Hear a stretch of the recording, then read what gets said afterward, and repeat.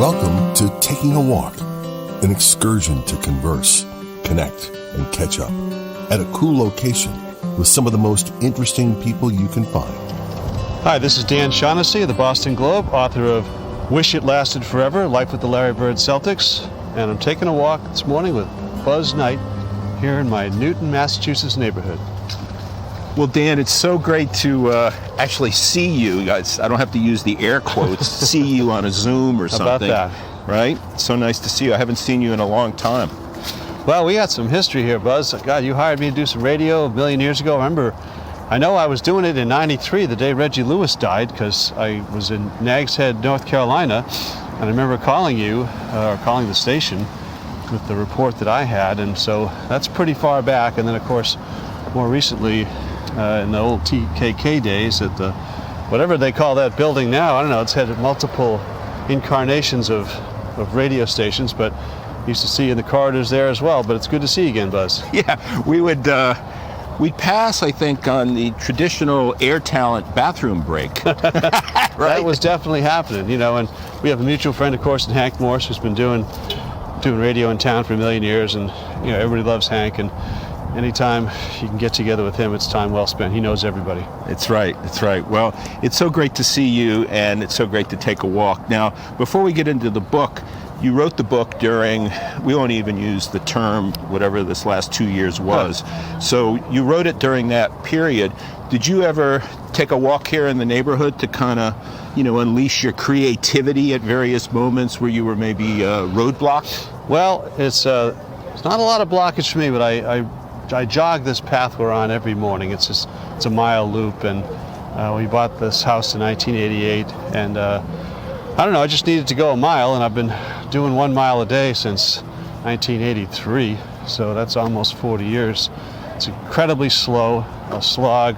The kids walking to school are blasting by me now, but I love this neighborhood for it, and you know, it's my little canyon of heroes back here, and it's just been, you know, most of the people in these houses I know, or I knew who was there before, or children grew up, and other people have come and bought houses in the neighborhood, people we knew from other lives, and it's just been a great landing spot here for, oh my God, since, like I said, since 1988, so coming up on 33, 34 years.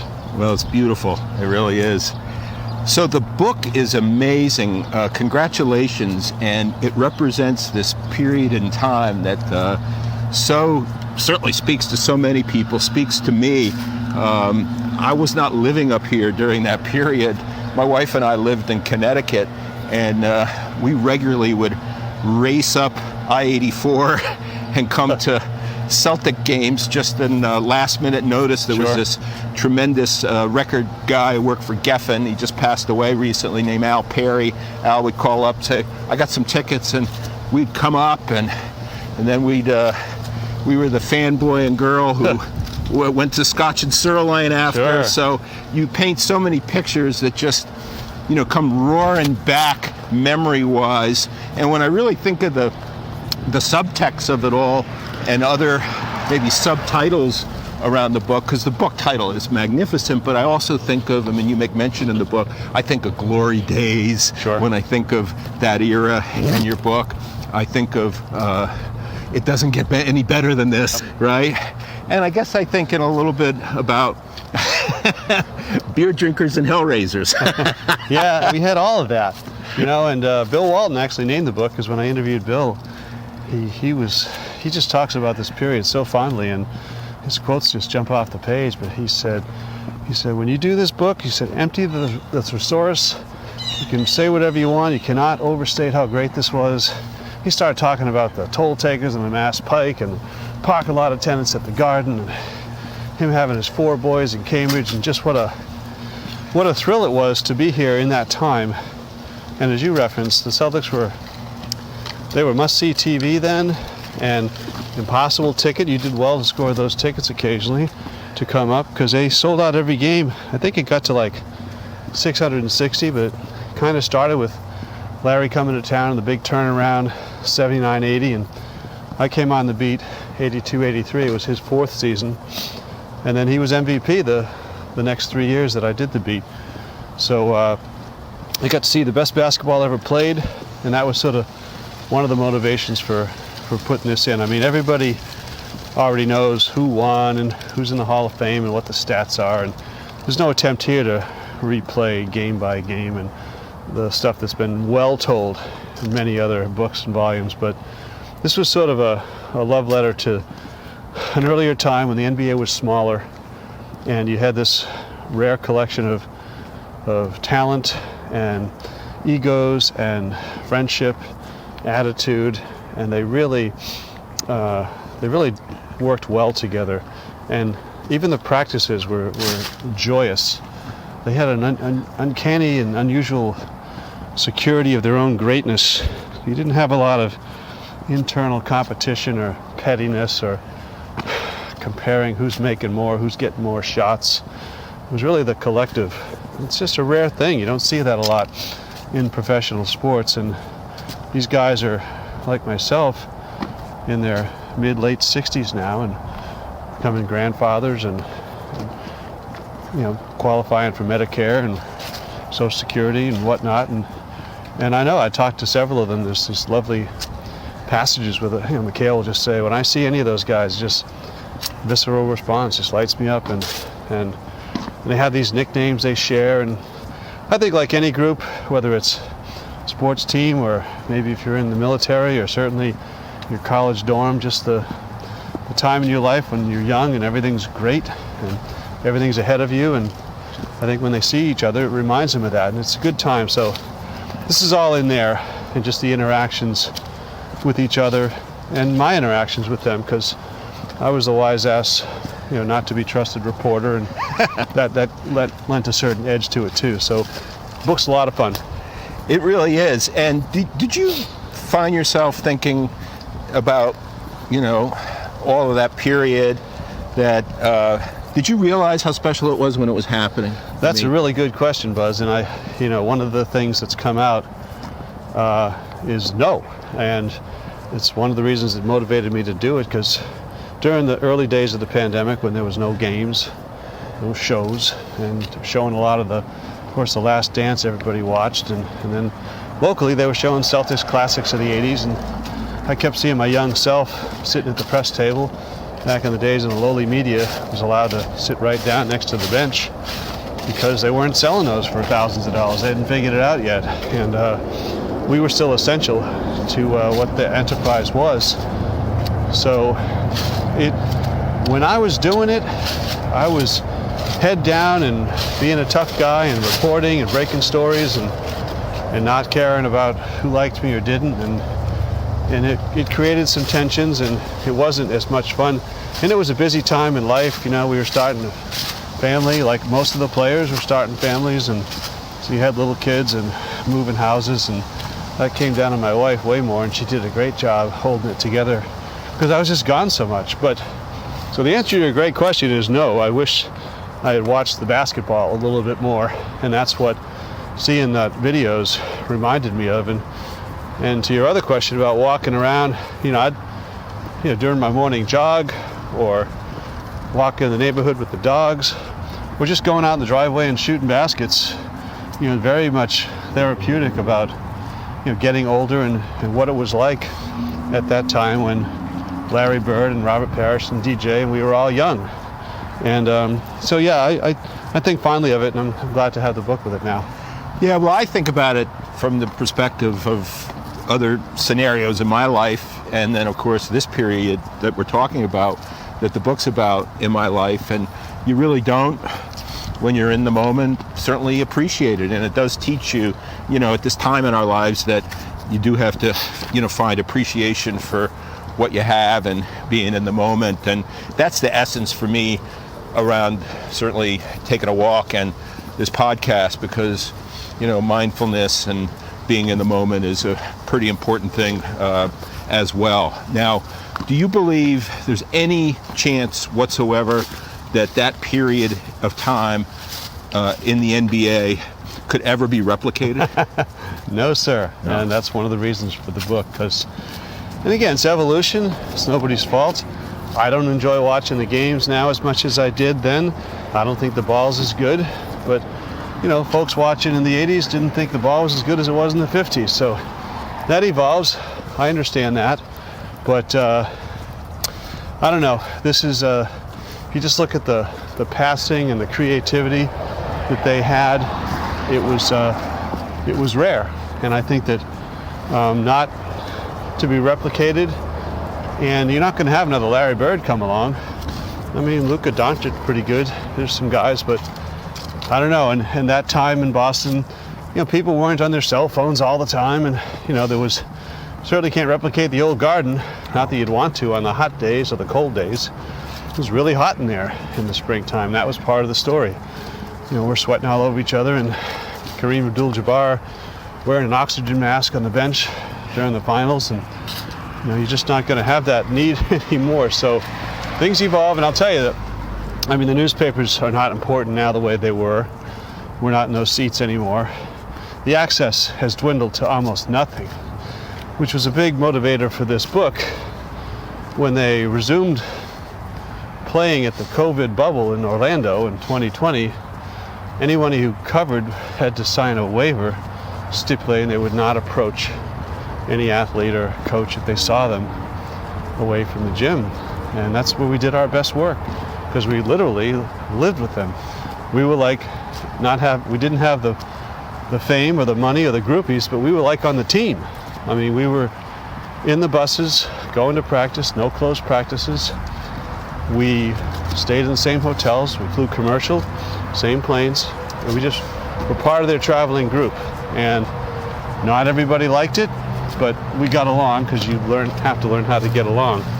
And it gave us tremendous access and the ability to tell the readers, the fans, what these guys are like. Now that's not coming back. And today's reporters, they can't tell you what Jaylen Brown or Marcus Smart or Jason Tatum are really like. And we don't know if they don't like the coach, or why they're having difficulties, or why Brad Stevens had to step away. It's just nobody's fault.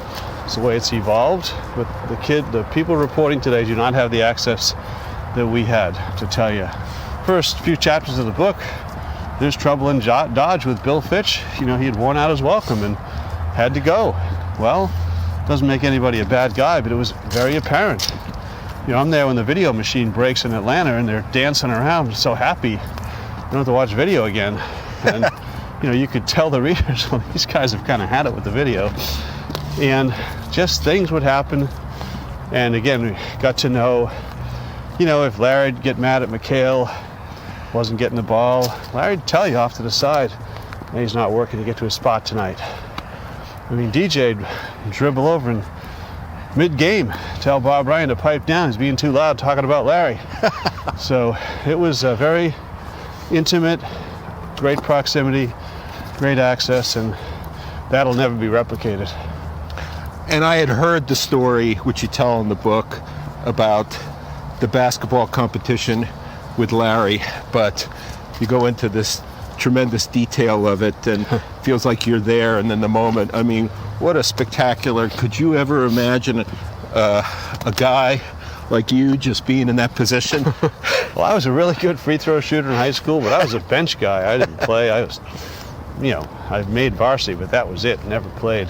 But I could make those free throws, and I enjoyed talking about basketball with Larry, because he was so great at it. And he was from a small town, and it was just things I could relate to. I wasn't as poor as him either, but I wasn't 6'9". I wasn't a lot of things he was. So, but we were around the same age and grew up in small towns and loved basketball. So that was okay to talk about. And he liked to take everybody's money. That was just kind of his thing.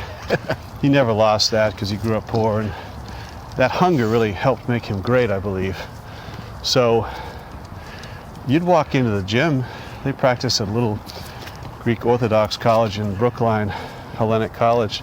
Nobody could find it. That's the way Red wanted it. And nobody bothered him. But you walk into the little gym, and wherever he was standing, he'd say, "Shoot for money." And then that meant wherever he was, if he turned and made it, you owed him $1. If you missed it, he owed you $1. So a lot of dollars changed hands, mostly us giving them to him off that. And then one day he was playing with tape on his hand in practice, I challenged if he could do that in the game the next night. Didn't seem likely. So he went right into his pool hustler overdrive. He'd clearly done this before. He said, I could take my whole hand and make more shots than you, Scoop. And then he wouldn't let it go. And he said, no, we're going to do this. $5 a throw, 100 free throws, 10 at a time, rebound for each other. You want to go first or I'll go first? I said, I'll go first. He said, you don't like the pressure, do you? Well, you're right. But his hand was taped up like a boxing glove. He had no fingers, no thumb, just balled up. So I knew we'd have to shot put him. We both made like 6 in the first round, and I'm feeling pretty good. And then around the second, third round, he said, I got this figured out, and he did. And I just was not even moving as I rebounded, make after make, and just swishing through the net. And now I'm choking. I'm going out there seeing $5 bills flying through the air every time I let go of one.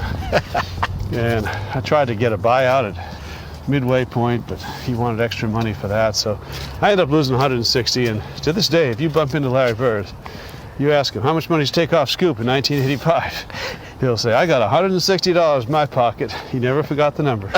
I kind of admire that. That's amazing. Now, did you try to contact him for the book?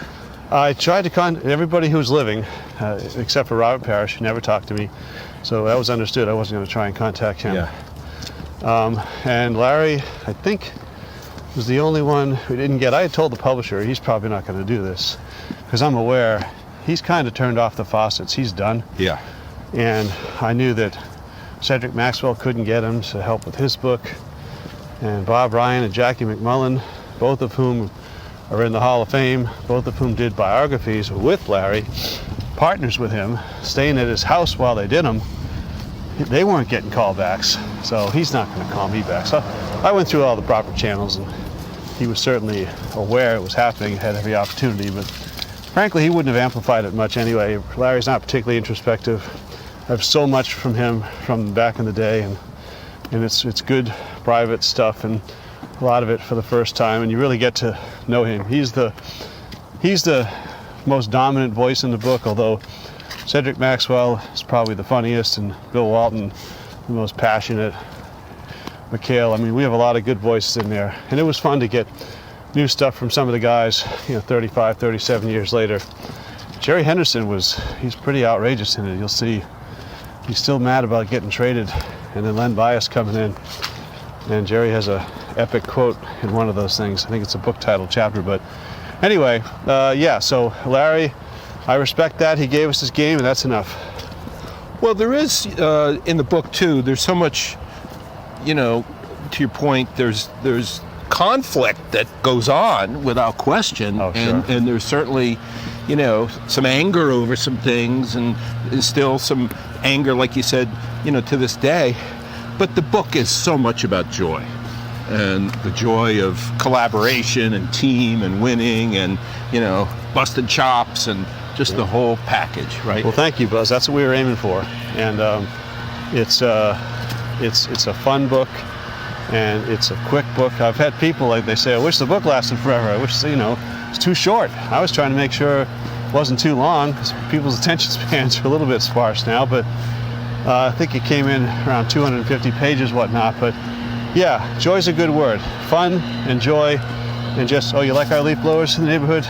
That's a first. Never see any of those in Newton. But I think that's a good takeaway, and that's the experience that I want people to have, because everybody has so much joy watching it, and that's been in short supply last year or two. So it's a chance to have a few laughs, and it's nostalgia. It's a time machine, way back, all that stuff. But there's a lot to be gained and learned, and it kind of gives you a warm, fuzzy feel. Without a question. Well, so last question. So when you got taken off the Celtics beat and then put on the Red Sox beat, the sense I got was that was a bit of a disappointment, maybe? I had the option, but I'll Nothing tell you, against the Red Sox, No, but truly, in as popular as the Celtics were, and as much as everybody loves Larry, when you were a reporter for the Boston Globe in the mid-'80s, that was a no-brainer. I had done 5 years of Major League Ball in Baltimore and Washington, and in Boston it was still the sport that was never goes out of season, never goes out of style. the Celtic beat, frankly, became kind of not as much fun pretty quickly after I left. Bias dies, and they traded Danny Ainge, and Larry retired in 92, and it went away fast. They didn't win anything until 2008. But the Sox, I got right on that 86 team, which was the Bill Buckner year. They almost won the World Series, and then I wrote The Curse of the Bambino and subsequent baseball books. Got to be there for the great ride of 03-04, biblical, greatest story ever told. But it's a different, in the moment, it was certainly a step down in terms of how much fun you were having and how much harder baseball was, because the guys just aren't as nice, frankly, or secure. And Bruce Hurst delivers a tremendous couple of pages on that. He was a pitcher for the Sox, but he was Danny's friend. He knew all the Celtics, and he'll tell you, he'll say, yeah, we weren't like them. We weren't secure. We were competitive. We harbored bitterness toward each other. I saw it all, and it was very hard to go from this team of confidence and joy and security to this team of insecurity, bickering, backbiting, just not good. But to get on MLB, you had to do it. I was replacing Peter Gammons, a legend, and that's when I got to start writing books, because if you want to write about a book about the Red Sox then, everybody'd say, bring it on. And to this day, they still do. So it was a good career move, as weird as it sounds, but it was hard to walk away from the greatest team of all time. But I had done my job, and I took it on home and left them to win that championship, which they did easily. Well, Dan, congratulations on continuing to do your job, continuing to do great work for the passionate fans of Boston and New England, and congratulations on this treasure of a new book. Well, thank you, Buzz. It's been nice walking around the Newton neighborhood with you, and I wish you the best with the podcast. Thank you, Dan. Taking a Walk with Buzz Knight. Available on Spotify, iTunes, and wherever podcasts are available.